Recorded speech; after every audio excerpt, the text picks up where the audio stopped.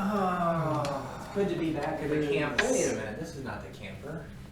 Whoa. What? Whoa. Ah. Oh yeah, we've been here before. We have been here. The lighting's a little bit better. Yeah. But I wonder how our voices will sound. Like it's a little echoey or something in here? Yeah. Maybe the mic will cancel all that out. Yeah.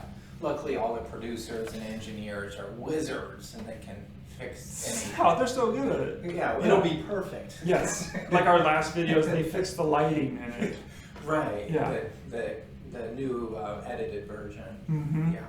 Yeah. Yeah. All right. Well, for those of you who don't know, I'm John. I'm Jacob. And this is the Heimer. All right. Well, what do we got today? We're talking about lifelong partners. Huh. I'm not sure I'm qualified in this area. I'm not sure I am either.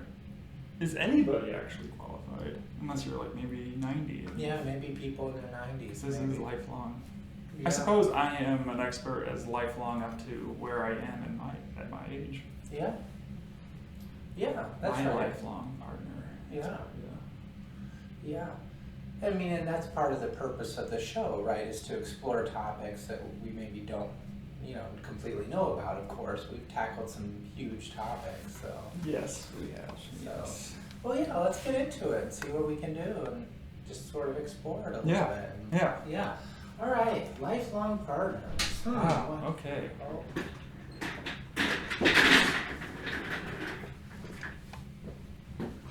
Did you say you needed an 18-year-old for talking about lifelong partners? I just sure. happened to That's so awkward. Yes, Olivia. That would be This is great. Olivia, It would be- everybody. Please yes, enlighten Olivia. us. Tell us, because we both, are trying to build our relationships for a lifelong. So tell us how we're supposed to do that. Well, as someone who has only been in one relationship for 2 years, Mm-hmm. I can safely say you guys are, I think, heading in the right direction. And so, yeah, I mean... So what types of things do you do right now in your 2-year relationship that would build your relationship? I think the number one thing for a lifelong healthy relationship is communication. And I always say that.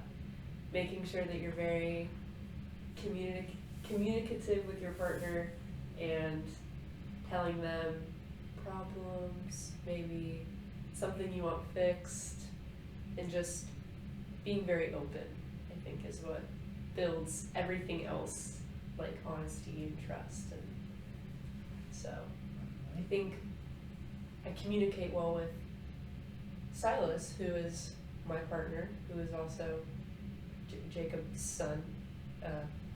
Biological son, you think? Seems like Sure. it. So, yeah, we do a really good job of that, communicating multiple times. So. How about like in a very sort of pragmatic sense too? Like, what does a day or a week or a month look like in a relationship for you, Olivia? And then I'll ask you, John, too. Like, what kinds of things build up a relationship? What sorts of activities or the way you balance time? Right. Mm-hmm. Silas and I like to do things that are kind of out of our comfort zone, or stuff that we don't typically do. So that can be anything from taking like a few hours outside of town and trying a new sport, or visiting a new place that we've never been. And sometimes it can be just as simple as like playing pickleball at the park, or feeding the cats and playing with the cats at home. So I don't live with Silas, but whenever I'm there, we always seem to find time to do something we both enjoy together, even if it's kind of simple. Mm-hmm. Yeah. How about you, John? So the question was on like a day-to-day, month-to-month thing? Yeah, very sort of concrete way, like what sort of things do you do to support your partner in your relationship with your partner? Well, I do live with my partner, and so I think a lot of the times it is we've divided up the chores around the house really nicely, and kind of what we do, and we've got a really good balance going, I think, of this. However, if she or I are having like a bad day, we know it, or a bad week, or somebody's just really tired, that we will actually pick up each other's chores because we know that the other person is kind of in a rougher place right now, and so that's kind of what we do. We help each other out with chores. To build onto this relationship, so we I think maybe about twice a month, once every 2 months, we usually end up having like a deep conversation night where we stay up till like 1 a.m. And those are always fun, usually at the weekends. Kind of hard to do on the weekday. Those are productive conversations about the relationship, or are those kind of more like sort of an emotional download sort of thing? Both. Both. I think recently it's been just our relationships outside of our own and how we should maybe be growing those relationships, and so we're kind of just helping each other out in what we should be doing with different types of relationships in our lives. What about you, Jacob? Yeah, I don't know. I mean, so my situation's a little bit different than both of yours. Not that yours are the same, but I mean, this is my second go around at having a longer term relationship. So I had been married for 22 years, and so I've re-partnered here and have been living now with my partner for just a couple months. So I'm having those adjustments and that sort of thing. And my partner's extremely independent and I don't know, I guess just independent. Like, she seems to be pretty comfortable going days or even the week without, needing a lot of like input or whatever. She'd prefer time with me and time to connect, but she's quite like used to being on her own and everything, and so she's it feels kind of different. It feels very independent. I feel like I have a lot of space, personal space and time, which is good for my personality too. But we still have a lot to hash out in our relationship, because it's about the same length as yours, Olivia. Basically the same length of relationship. Not nearly as long as your relationship that you have. So You thought about that. yeah. Well, how long have you been with your partner? Great question, Jacob. Let's see here. Oh, no. Just make something up. Okay. Does your partner watch this channel? Oh, she does. She does her chores, or she does her laundry, and she'll be listening to this. Let's go. Sorry. She's just like fingering. We'll go 9 years. 9 years. I'm sure we that have is been to the dating day. for 9 years. Okay. Yeah, I mean, that's a lot more than 2 years. Right. Yeah. So probably the first couple of years you were feeling out all those things, how to balance time and energy and stuff, and then you actually our first maybe I could do math, maybe 3 years of our relationship, definitely two, was long distance. So a lot of driving, and that was, I don't know if that was harder or, I mean, it definitely made each moment a lot more special, and we did a lot more to connect and build within those moments that we had, which is maybe about the same cadence as what we do now. To build a relationship, we're just like always around each other, and then we do a little something to build our relationship. Yeah. I've been thinking a lot about laughter and humor because I feel like in people in relationships, everybody always talks about love and passion and romance and this deep connected. But I don't feel like enough people talk about laughter and humor. And for me, like when I'm 90 years old, that's going to be a great joy in my life, to be able to just have a good, healthy laugh. Now, I feel like it all matters. It's all of those things are important. But like, I feel like that's one that's kind of overlooked, is maintaining humor and playfulness in a relationship. I think that is great, because when you have a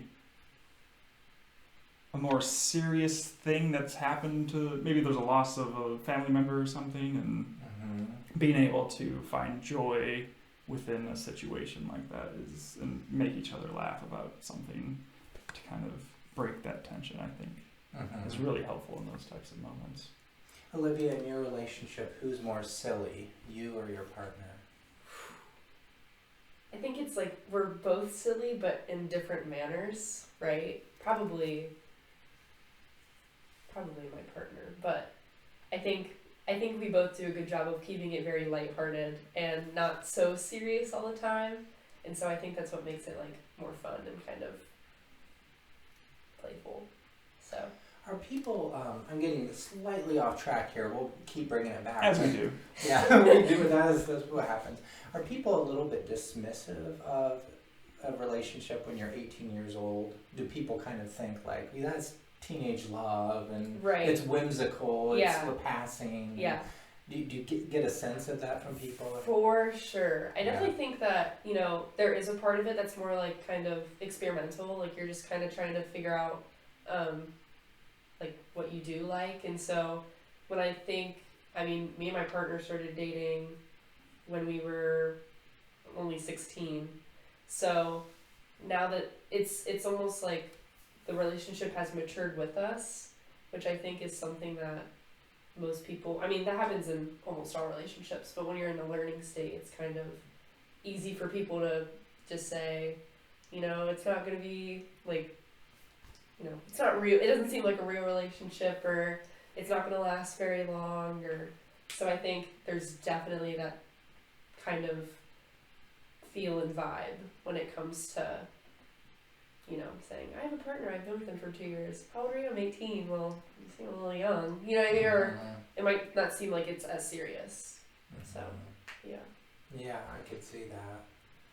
Well, what do you guys think is the biggest challenge then to being so John, to be married, and what do you think will be the biggest challenge to say go 50 more years in that relationship for you?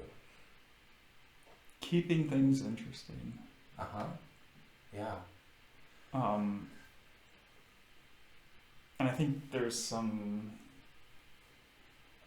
when the relationships that I've had, there's always that first part of the relationship where I am just super spontaneous, and we both are, and we're just doing really random things, and we both kind of just settle down into our norms, and that's kind of where we are, but we do spontaneous things still, but yeah, I think that's still something that you really have to be conscious about and work at, that you have to be keeping things interesting. It's like there's that honeymoon phase. I think that's what they Yeah, call it. That one part where it's everything's exciting and interesting, and then like you said, once you settle down, it kind of, you're like, well, what do you do now? You know what I mean? Yeah. You still have to keep it interesting. You have to be creative about it. Yeah. And it seems like to me it's a little bit of that 2 to 3 year mark, somewhere in there. So where you start to run into that wall where you just feel like, we've already done this and we've already done that, and you just go for to the same place for coffee, or you do that's I feel like is when you have to start catching yourself and just doing something weird. Yeah. Maybe go dumpster diving or something. Yeah. That's true, I did do that yesterday. Great stuff in that dumpster, you guys. Viewers, you would have been there with me, I'm sure. We had some cushions that would have fit the camper really nicely. Yeah. Right, keeping things interesting. Mm-hmm. Yep. somehow you want to create security and sort of some level of routine for your partner because that makes life easier. Everybody needs to feel safe in a relationship, but it almost sounds like an opposite, but you also want to keep things a little bit on the edge and like interesting and like a little bit unpredictable. There's definitely a balance there. Yeah. Yeah, because if it's too unpredictable, it may not feel safe. Right. Yeah. Right. Yeah. It'd be interesting to do this like switch where we just have our partners all come and take these exact same 3 seats, you know, and and try to talk about the same things. Let's I set don't that. know. Yeah, maybe there'll be a part 2 of this episode. I don't know. That would be interesting. They could do it. I could see my partner saying, "I wish things were like a little more settled and a little bit more predictable." Yeah. I think that's her personality, though. Yeah. I think she needed that, though. Yes, right. I think you're a good balance for each other. Same with you too. I mean, I think your partner tends to want to do everything. Oh, yeah, definitely. And you're Yes. like, yeah, we can just relax for a day. No, she's definitely a yes to everything. And do say no to a lot of things. Yeah, that's a good balance, probably. No, it is. Yeah. 'Cause I feel like without her, I wouldn't do anything. Right. And without me, she would do everything. Yeah, maybe burn out or something. Right, Yeah. Or get involved with some sort of weird cult in the Thing. forest thing. Yeah. Yeah. Yeah. Hmm. That's not actually too funny, John. That seems kind of real. It seems a little close to home, and yet I do laugh at it. Yeah, it is funny. Yes, there's some background there, everybody. That's for another episode. Yeah, right. Yeah. So what about you and Silas? What How about- is the balance there? Do you feel like there's something with this keeping things interesting? Yeah, I'm a hermit crab. I like to be at the house. I guess that's, what I heard, kind of similar to you, like not having to do everything. Yeah. But I think there is a really good balance because we're both very understanding of each other.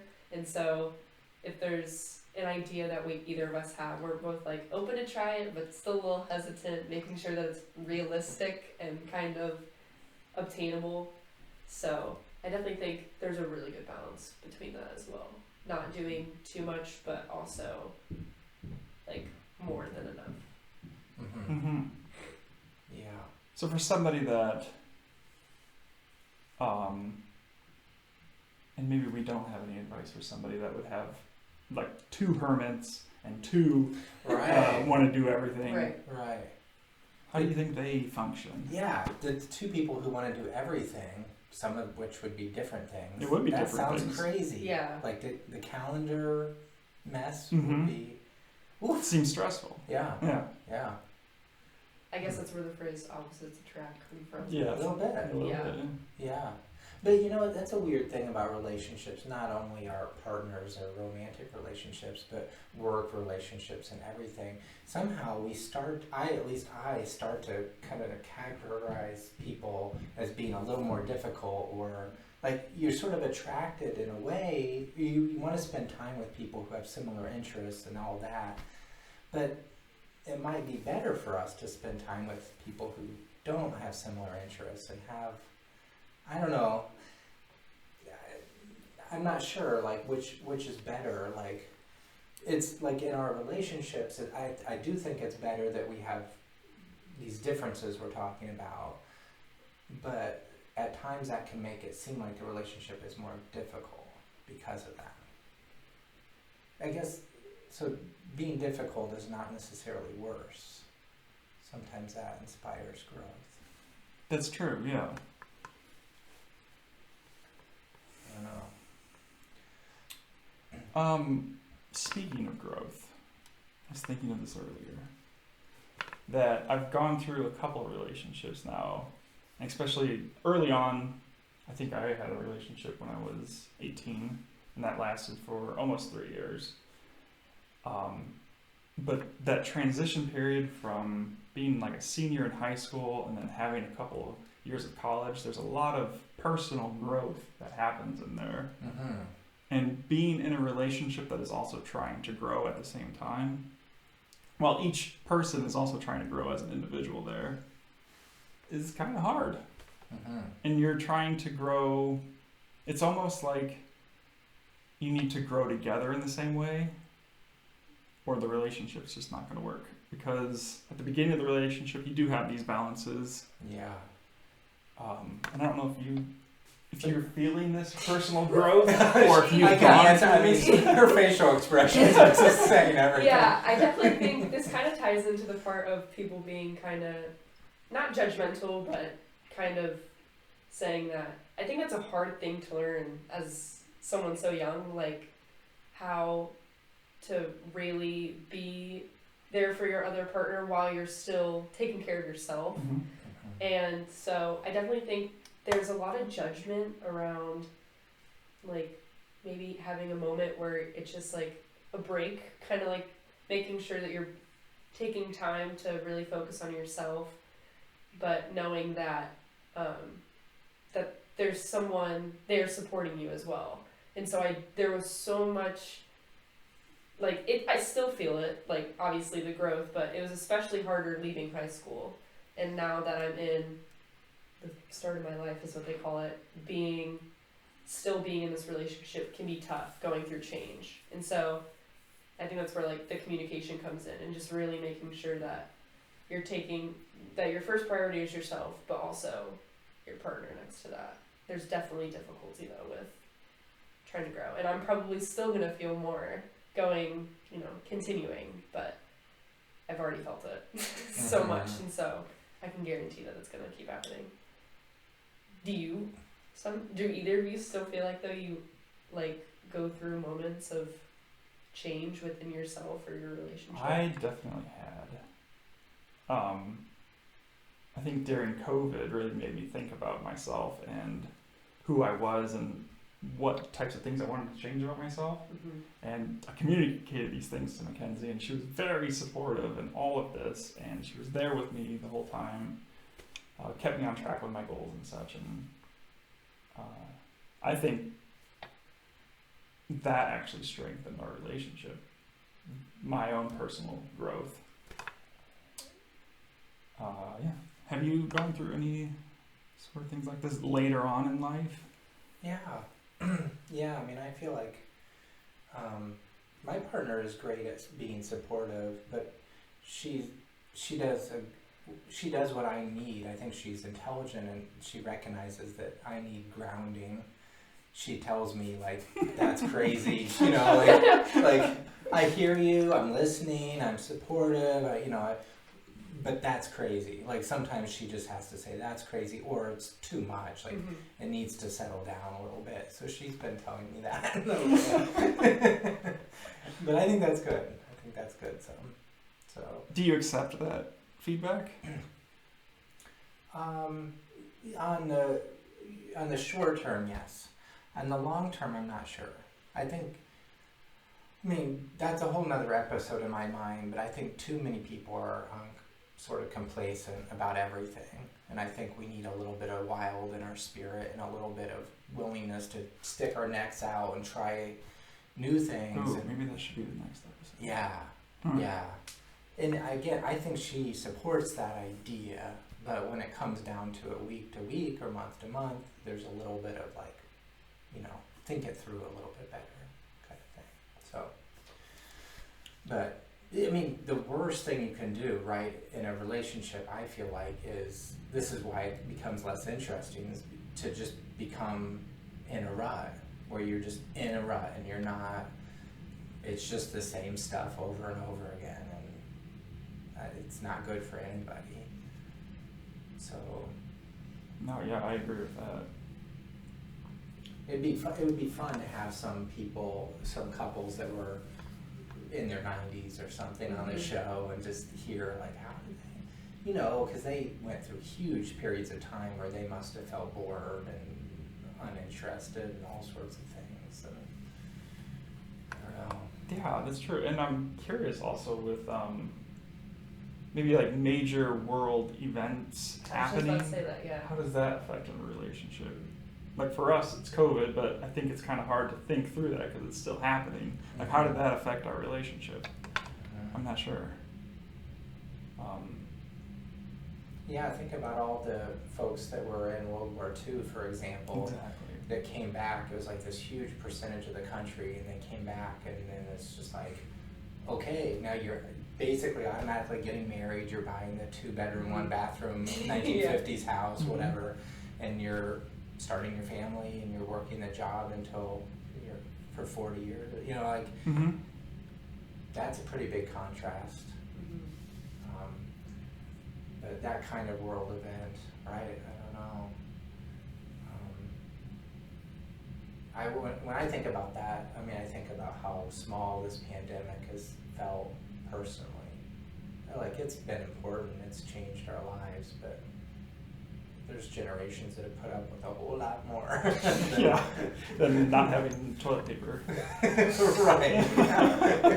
Yeah. Well, you know, to be clear, some families, of course, have had a lot of hardship around it. But Definitely. Right, as a nation or as a world, yeah. But somehow it's like getting. Do you guys think it's the kind of thing where like getting? This is so cliche, but like getting through things like a pandemic or a war does make a relationship stronger. If you're looking at a 50 or 60-year relationship or something, or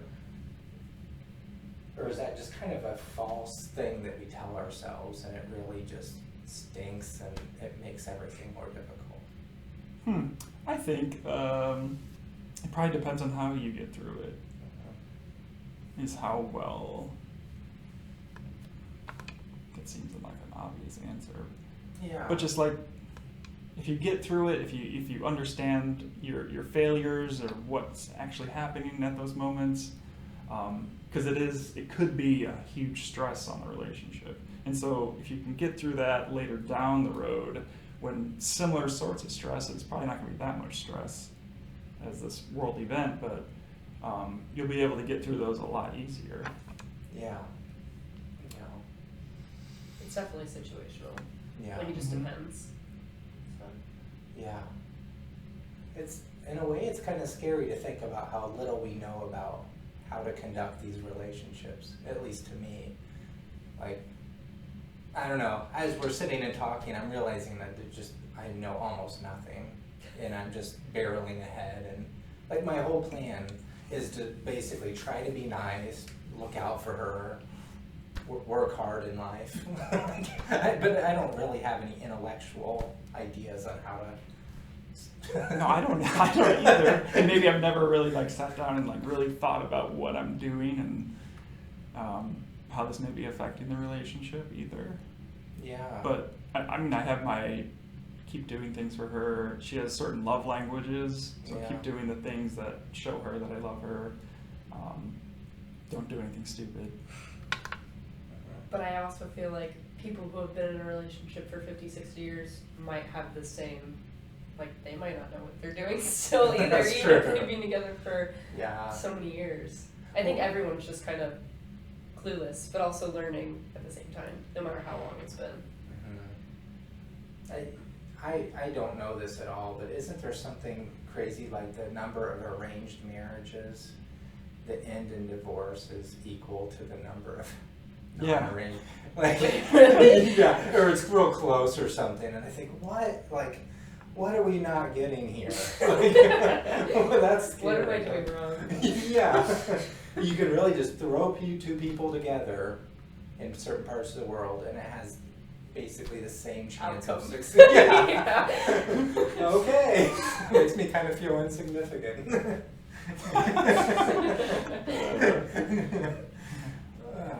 Well, I think that's a great place to end it there.